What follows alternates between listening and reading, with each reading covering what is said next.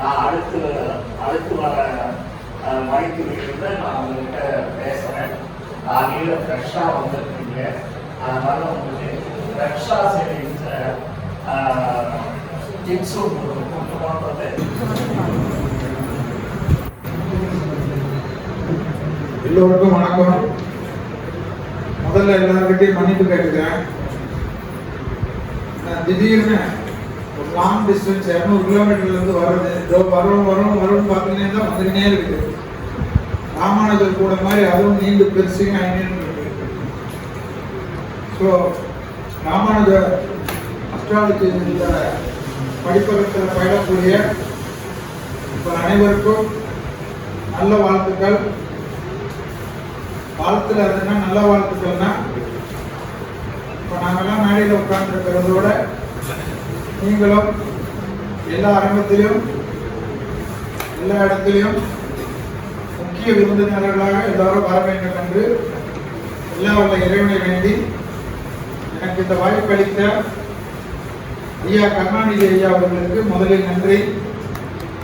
அடுத்ததாக வஜ்ரவேல் ஐயாவுக்கு, உமாமகேஸ்வரி மேடம் அவர்களுக்கு, திரு நீலகண்டன், திரு கீதா, திரு கனகபாண்டி, திரு இன்னொரு வஜ்ரவேல் இருக்காரு அவருக்கும் சேர்த்து வடிவேல். அடுத்ததாக சிறப்பு விருந்தினராக இருக்கக்கூடிய நம்ம அபிராமி சேகர் அவர்களுக்கும், பசிக்கிற நேரம் ஏதாவது சாப்பிடணும் வந்தா கொஞ்சம் கருணாநிதி சார் கொண்டு திருப்பிடுங்க.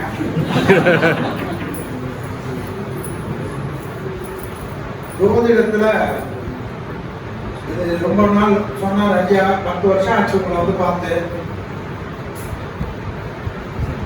ஒரு காலத்துல ஜோதிடம் நாங்கெல்லாம் படிக்கக்கூடிய காலத்துல எந்த அகாடமியும் கிடையாது.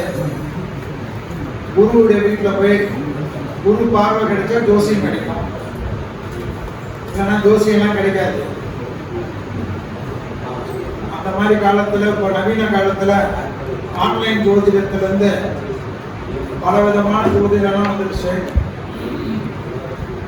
என்னை பொறுத்த வரைக்கும் ஜோதிடத்துல அது எந்த வகையில் வந்தாலும் நான் ஏன் அதை பத்தி எல்லாம் ஒண்ணுமே பேசுறது இல்லைன்னா,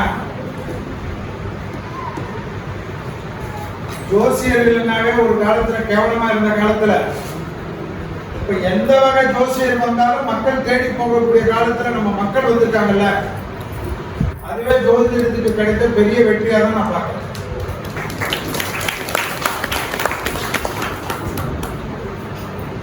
நான் ஒரு ஹைகோர்ட் அட்வொகேட்டு. என்னை போல வந்து நிறைய பேர் இந்த ஃபீல்ட்ல பார்த்தா முகங்கள் பார்த்தா வேற வேற ஃபீல்ட்ல இருந்து ஜோதிடத்து மேல இருக்கக்கூடிய ஆர்வத்தில் வந்திருக்கீங்க. எப்பவுமே ஜோதிடத்துல ஒரு ஆர்வத்துல வந்து கத்துக்கிறவங்க தான் என்னை பொறுத்த வரைக்கும் பெரிய சக்சஸ் ஆக முடியும். ஏன்னா ஜோதிட ஆர்வம் என்பது நமக்குள்ளே வரணும். பெரியவங்க எல்லாம் எந்த வீட்லயுமே, எந்த பெரியவங்களும் எந்த பேரண்ட்ஸும் சரி, யாராவது போய் ஜோசியம் கத்துக்கணும்னு சொல்லுவாங்களா? சொல்ல மாட்டாங்க. இந்த காலத்திலேயாவது பரவாயில்ல, நான் ஜோசியம் படிக்கிறேன் நீங்களாவது பெருமையா சொல்லணும். நான் ஜோசியம் படிக்கிறேன்னு எங்க அப்பா அட்வொகேட், அவரு போட்டு அண்டால போட்டு முக்குனாரு. ஏன்னா அந்த காலத்துல ஜோசியம் படிக்கிறதே ஒரு தப்பான ஒரு விஷயம். ஒரு சில குடும்பத்துக்கு மட்டும்தான் அது இருந்தது. அதெல்லாம் இந்த நவீன காலத்துல எல்லாம் உழைச்சிடுச்சு. இப்போ கிட்டத்தட்ட நிறைய பேர் இந்த விருது டிகிரி வாங்கக்கூடிய பட்டயத்துக்கு நிறைய பேர்கிட்ட என்கிட்ட கையெழுத்து வாங்கினாங்க. நிறைய கையெழுத்து போட்டேன் நான். வஜ்ரவேல் சாருக்கும் ராமானுஜன் சாரும் வந்து கேட்டது, கருணாநிதி சாரும். ஸோ இன்னைக்கு வாங்கிறதுல இருந்து நம்ம ஜோசியர்ன்றது எப்போ ஆயிட்டோம், இது ஒரு அங்கீகாரம். இந்த அங்கீகாரம் கிடைச்சோம்னா இந்த டிகிரியோட நிறுத்திக்கணும்னு நினைக்காது. ஜோதிடத்துல இன்னைக்கு வரைக்கும் நான் சொல்றது, நானும் ஒரு மாணவன் தான். ஜோசியத்தில் நான் பெரிய ஜோசியர், சாம்பிராட்டு, சக்கரவர்த்தி, பிதாமகன், பீஷ்மர், அதெல்லாம் நம்ம சும்மா வச்சுக்கலாம். என்னை பொறுத்தவரைக்கும் யாரையும் குறை சொல்றதுக்காக நான் சொல்ல.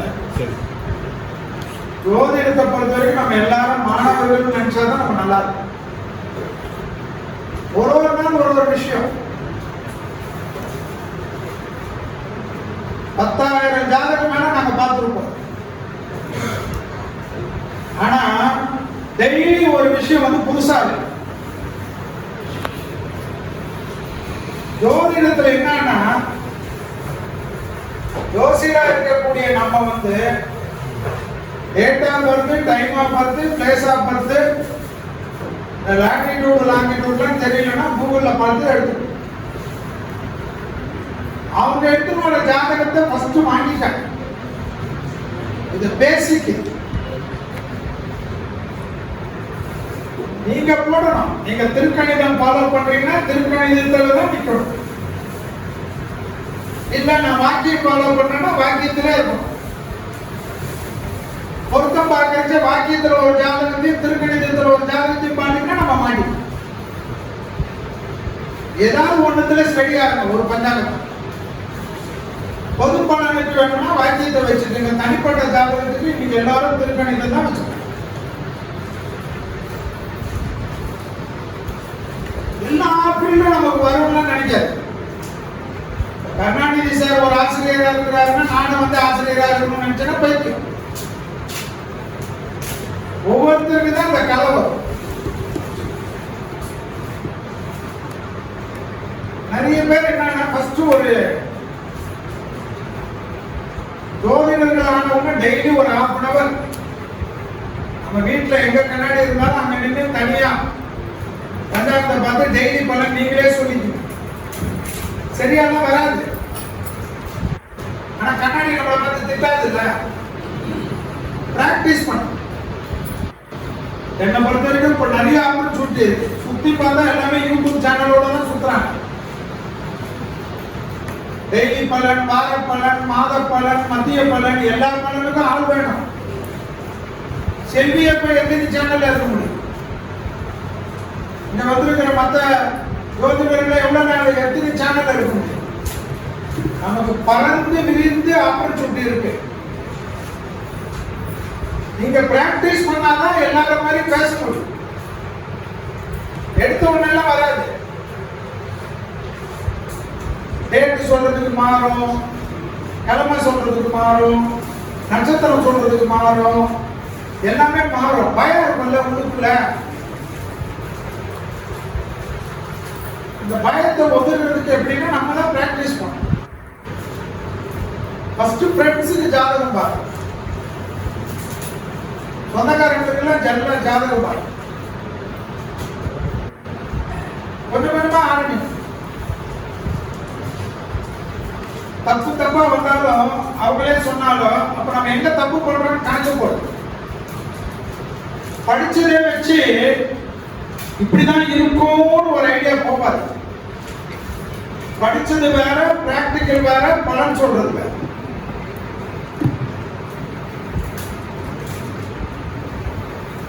நம்ம பலன் சொன்ன உடனே நடந்துச்சுன்னா அதை உடனே பேஸ்புக்ல போட்டுருக்காரு.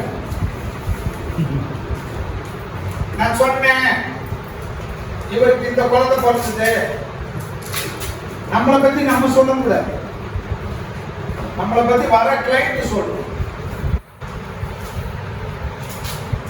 ஜோசியத்துல முதல்ல நீ 50 ரூபாய் வாங்கலாம். ஆனா 5 லட்சம் ரூபாய் வரைக்கும் உனக்கு வாழ்க்கையில கிடையாது. உன் ஜாதகத்துல 2ஆம் இடமும் பாகிஸ்தானம் பர்ஃபெக்டா இருக்குதுன்னு வச்சுக்கோ. 5 லட்சம் வாங்கலாம், 50 லட்சம் வாங்குற ஜோசியெல்லாம் இருக்க. உன்னை என்ன பார்க்காது.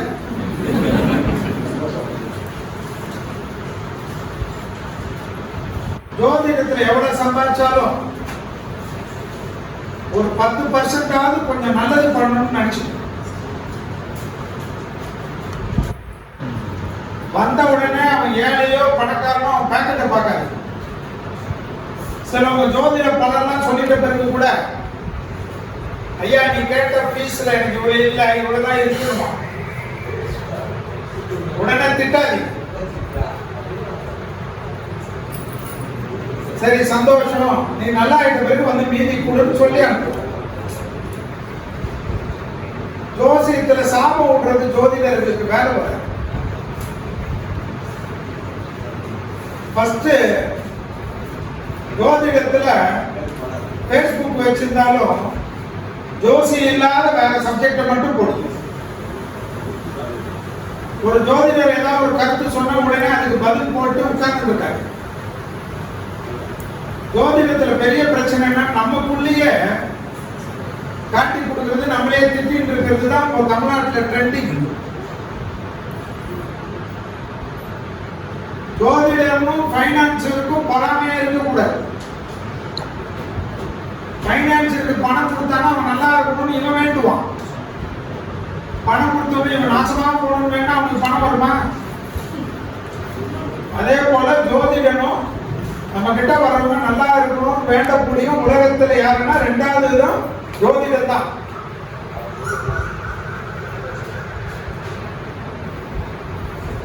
ராகாலத்துல ஜோசியம் பார்க்க மாட்டேன், அஷ்டமியில ஜோசியம் பார்க்க மாட்டேன், நவமியில ஜோசியம் பார்க்க மாட்டேன் அப்படின்னு நான்லாம் வச்சுக்காது. வரவனுக்கு எந்த நேரத்துல நீங்க பார்க்கணும் விதி இருக்குதோ அந்த நேரத்துல தான் பார்க்க முடியும். நிறைய பேர் இப்போ நேரம் நான்லாம் பார்த்து அவனுக்கு டக்குன்னு ஒரு எமர்ஜென்சி இருக்கும். இன்னைக்கு அஷ்டமி நாளைக்கு பார்க்கலாம்னா அவன் கதை வேற மாதிரி ஆயிடும். ஸோ நம்ம எப்பவுமே டாக்டர் மாதிரி ரெடியா இருக்கணும். நம்ம பிஸியா இருக்கிறது வேற. அடுத்தது ஜோதிடத்துல ஒரு விஷயம் பார்த்துக்க. வந்த உடனே உங்க குலதெய்வத்தை பிரார்த்தனை பண்ணி ஒரு ஜாதகத்துக்கும் உங்க குலதெய்வத்தை பிரார்த்தனை பண்ணணும். உங்க குருவை நினைக்கணும். உங்க குரு திட்டாரு, அவர் மூக்கே எனக்கு நினைப்பு வராது, இதெல்லாம் பேசக்கூடாது. கருணாநிதி சார் எப்படின்னு எனக்கு தெரியாது. ஆனா ஒரு குரு கிட்ட கத்துக்கிறீங்கன்னா அந்த குருவை நினைச்சுதான் ஜோசியம் சொல்லும். பொறுமையா சில கால்குலேஷன் போட்டு சொல்லுங்க. ஒரு ஜாதகத்துல இந்த ஜாதகத்துக்கு ஏற்கனவே ஏதாவது கண்டம் நிண்டம் வந்திருக்குதான் ஃபர்ஸ்ட் செக் பண்ணுங்க. ஏன்னா சிலவங்க என்ன பண்ணுவாங்கன்னா ஜாதகத்தை கொடுத்துட்டு நமக்கு தெரியாது அவர் எப்படி இறந்தாருன்றதுக்காக நம்ம கிட்ட வந்து கொடுப்பாங்க. நான் சொல்றது பிராக்டிகல். இப்பதான் ஆரம்பிக்கிறீங்க, நீங்க முதல்ல பாருங்க இந்த திசையில இந்த புத்தியில என்ன நடந்தது, உயிருக்கு கண்டம் வந்ததா கேளுங்க. இல்லைன்னா வந்திருக்கிற ஆளுக்கு தான் ஜாதகமான்றதான் கேளுங்க. பொருள் அவசரப்படாது.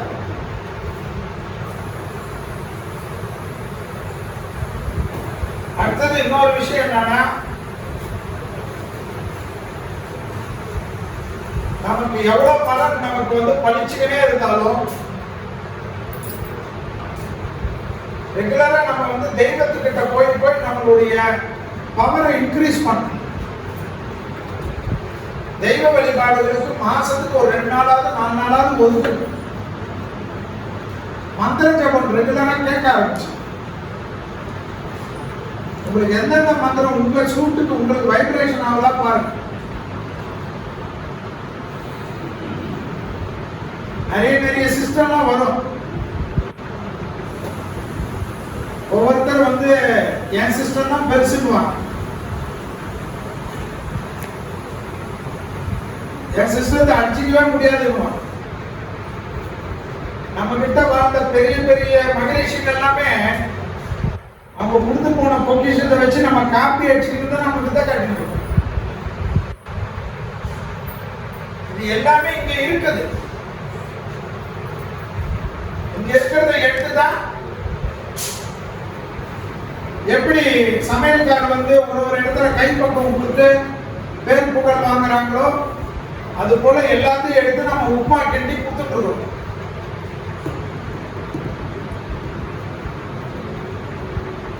பாரம்பரியமா இருக்கக்கூடிய ஜோதிடத்துல ரொம்ப கான்சென்ட்ரேட் பண்ணுங்க.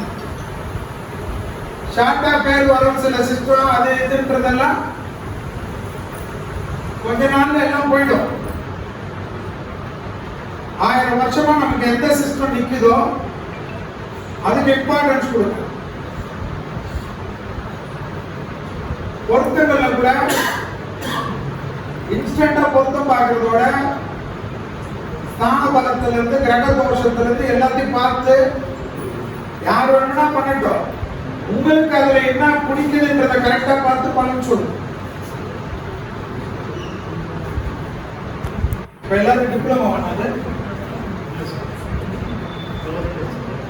எல்லாருக்கும் ஜோதிட சுரமணி. எல்லாரும் புதுசா ஃபர்ஸ்ட் தடவை கத்துக்கிறீங்களா இல்ல ஏற்கனவே கத்துக்கிட்டீங்களா? ஃபர்ஸ்ட் டைம் சார், புதுசு. சோ இனிமேல் தான் போய் பலன் சொல்ல போறீங்க. எல்லாம் மூஞ்சும் பார்த்தா ஒரு தீர்க்கமா எல்லாம் பார்த்தா அப்படியே ஜக ஜகன்னு ஜொலிக்கிறீங்களேன்னு பார்த்தோம்.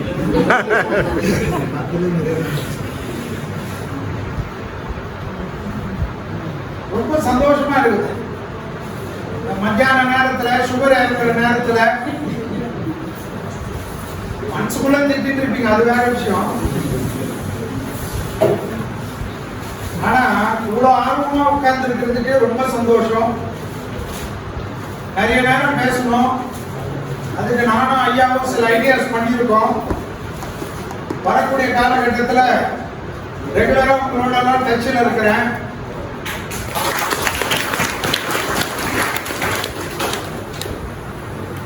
பத்து வருஷம் கேப் கண்ண மூடி தொடர்புக்குள்ள போயிடுச்சு. இதே ஸ்கூல்ல தான் வந்தேன்னு நினைக்கிறேன் நானு. ஆனா 2வது மாடியான்னு தெரியல.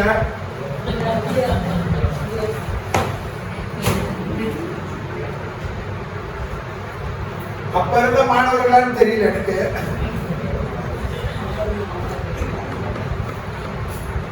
சோ இந்த சிரோன்மணியாக இருக்கக்கூடிய உங்கள் அனைவருக்கும் எனக்கு முன்னாடி நிறைய பேர் நிறைய கருத்துக்களை சொல்லியிருப்பாங்க. எவ்வளவு கருத்துக்கள் இருந்தாலும் நான் சொல்றது ஒன்னே ஒண்ணுதான், பட்டம் கிட்டலாம் நீங்க உங்களுக்கு இஷ்டத்துக்கு வச்சுக்கங்க. ஜோதிடம் உலகத்தின் நாயகன் கூட வச்சுக்கணும்.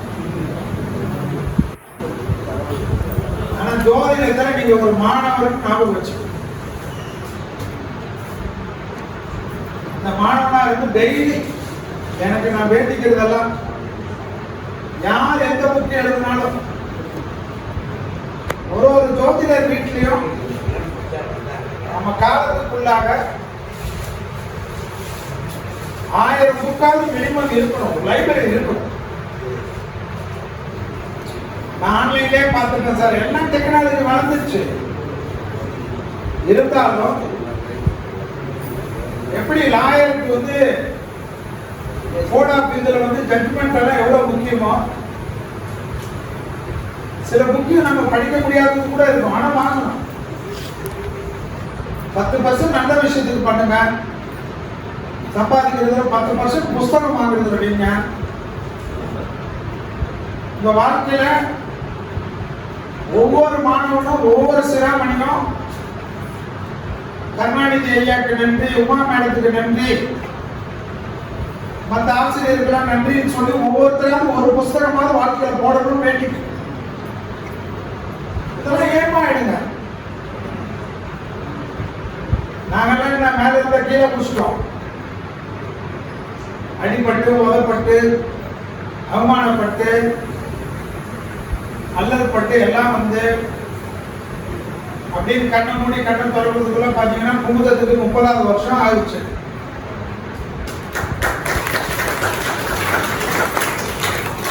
ஒரு இடத்துல இருக்கிறச்சு அப்பப்போ மாறாது. ஆப்பர்ச்சுனிட்டி நிறைய கொடுப்பாங்க. நம்ம பேர் வந்த உடனே நமக்கு டிமாண்ட் கூட கூட என்ன பண்ணுவாங்கன்னா, இப்படி வாங்க நாங்க உங்களுக்கு தரோம் அப்படி இருக்காது. எந்த இடத்துல நம்மளை டெவலப் பண்ணி விட்டாங்களோ அவங்களுக்கு எப்பவுமே விசுவாசத்தோட இருக்காங்க. ஜோதிடனுக்கு நன்றி ரொம்ப முக்கியம். அவங்களே அனுப்பிச்சாங்கன்னா அது வேற விஷயம். இல்ல நான் நன்றியோட இருப்பேன்னு சொல்லிட்டு நான் உங்களுக்காக தான் இருப்பேன்னா டைலாக் பண்ண முடியும்.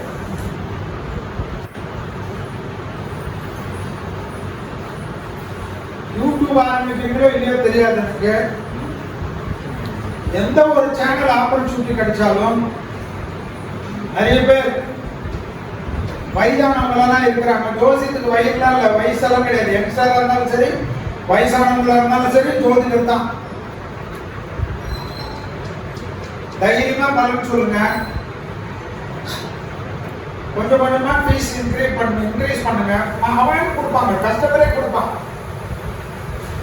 கஸ்டமருக்கு டிமாண்ட் உங்களால நீங்க சொன்னதெல்லாம் நடக்க அவங்களே வந்து உங்களுக்கு தாம்பல தட்டோட பூ பழத்தோட மந்திர பாங்கோட கொடுக்கக்கூடிய ஒரே தொழில் நம்ம தொழில் தான்.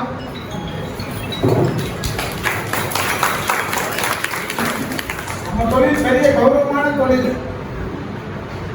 நிறைய பேரு என்ன சார் பண்றீங்கன்னா, நான் அஸ்ட்ராலஜர் சொல்றதுக்கு ரொம்ப யோசிப்போம். எனக்கு கூட ஜோசியம் தெரியும் சார், என் கூட பார்க்க சார், நான் கூட ஜோதிடம் சொல்றதுக்கு அந்த தைரியம் வர மாட்டேன். அப்படியெல்லாம் இருக்காது. ஒரு நல்ல இன்ஸ்டிடியூட்ல படிச்சிருக்கீங்க, ராமானுஜர் இதுல வந்து ஜோதிட மையத்துல நான் படிச்சேன்னு திமுறா சொல்றேன். எத்தனை வருஷமா இருக்குதுன்னு தெரியுமா உங்க இன்ஸ்டிடியூட்? ஒருத்தர் கூட மாட்டுக்காங்க. அது தெரியாம படிக்கிறீங்களா? சொல்லுங்க யாராவது, சத்தமா சொல்லுங்க. 20 வருஷமா 23 வருஷம்லாம் வருது, கரெக்டா தெரியாதா?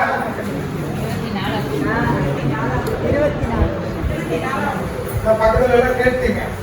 ஒரு இன்ஸ்டிடியூட்ல எத்தனை வருஷமா இருக்குதுன்னு கூட கேட்காம படிச்சுட்டு இருக்கீங்க. வரவங்களுக்கு எல்லாம் இது 24வது வருஷம், இது 24வது வருஷம் கிளாஸ் ஆரம்பிக்கிறதுக்கு முன்னாடி சொல்லணும். ஃபர்ஸ்ட் ஒரு இன்ஸ்டிடியூஷன் ஜோதிடத்தை மட்டும் நம்பி 24 வருஷம் இருக்குன்னா அந்த இன்ஸ்டிடியூட்டுடைய பலத்தை பார்க்கணும்.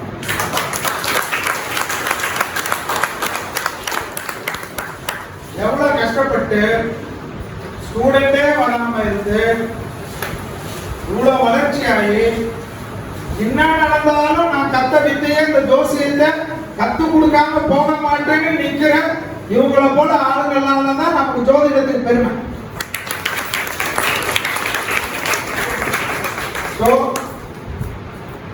நான் சொன்னதை கொஞ்சம் உங்களுக்கு கைட்லைனா எடுத்துக்கோங்க. ஜோதிடர் என்று நம்பிக்கையோட ஆரம்பிங்க பணிய. எந்த தொழில் பண்றீங்களோ அதுல தப்பா இருங்க, இதையும் போயிட்டு வாங்க. எல்லோருக்கும் எல்லா பேருப்புகள்லாம் கிடைக்கிறதுக்கு பூர்வ புண்ணியத்தை டெவலப் பண்ணிக்கோங்க, பிதிருஸ்தானத்தை டெவலப் பண்ணிக்கோங்க. பூர்வ புண்ணியமும் வாக்குஸ்தானமும் பிதிருஸ்தானமும் 10ஆம் இடமும் என்ன கிரகம் கெட்டு இருக்குதோ அதுக்கேற்ற டெவலப்மெண்ட் நீங்க தான் பண்ணணும்.